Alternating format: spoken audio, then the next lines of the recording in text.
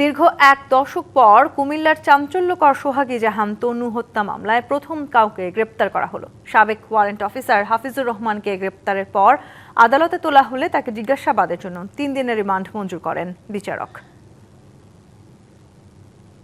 2016 সালের 20 মার্চ সন্ধ্যায় কুমিল্লা সেনানিবাসের পাওয়ার হাউসের অদূরে একটি জঙ্গলে পাওয়া যায় কুমিল্লার ভিক্টোরিয়া সরকারি কলেজের ইতিহাস বিভাগের ছাত্রী সোহাগ জাহান তনুর মরদেহ। দীর্ঘ এক দশক পর চাঞ্চল্যকর এই হত্যা মামলায় প্রথমবার গ্রেপ্তার করা হলো সাবেক সেনা সদস্যকে। তিনি হলেন সাবেক ওয়ারেন্ট অফিসার হাফিজুর রহমান। বুধবার বিকেলে হাফিজুরকে কুমিল্লার জ্যেষ্ঠ বিচারিক হাকিম আদালতে হাজির করে 7 দিনের রিমান্ড আবেদন করা হয়। শুনানি শেষে বিচারক মমিনুল হক 3 দিনের রিমান্ড মঞ্জুর করেন। এর আগে কেরানীগঞ্জ থেকে হাফিজুরকে গ্রেপ্তার করা হয়। গেল 6 এপ্রিল আলোচিত এ মামলায় সন্দেহভাজন সার্জেন্ট জাহিদ ও সৈনিক শাহিনুল আলমের ডিএনএ নমুনা ক্রস ম্যাচ করার জন্য আদালতের অনুমতি চাওয়া হয়। এদিকে তনুর বাবা মা ও ছোট ভাই কুমিল্লার আদালতে উপস্থিত হয়ে দোষীদের দৃষ্টান্তমূলক শাস্তির দাবি করেন।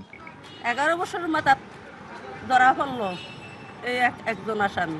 আমার মেয়ের যেমনি হত্যা করছে, আমিও চাই মেয়ের যে আমার মেয়ের এমনি করছে তারাও তো ফাঁসি চাই। যে কোনো জায়গায় যাই দেশবাসী গেলে আমার জিজ্ঞাসা করে বিচারটা কি হইলো, আমি কোনো বলতে পারি নাই। এখন বলতে পারবো যে আসামি ধরা পড়ছে। দেখা যাক কোর্টে, আমি কোর্টকে শ্রদ্ধা করি, কোর্টকে মান্য করি, কোর্টের উপরে আমি শ্রদ্ধাশীল। এ পর্যন্ত মামলার 80টি ধার্য তারিখ পার হয়েছে এবং 4টি সংস্থার 7 তদন্ত কর্মকর্তা মামলাটি পরিচালনা করেছেন। আসিফ খান, ডিবিসি নিউজ।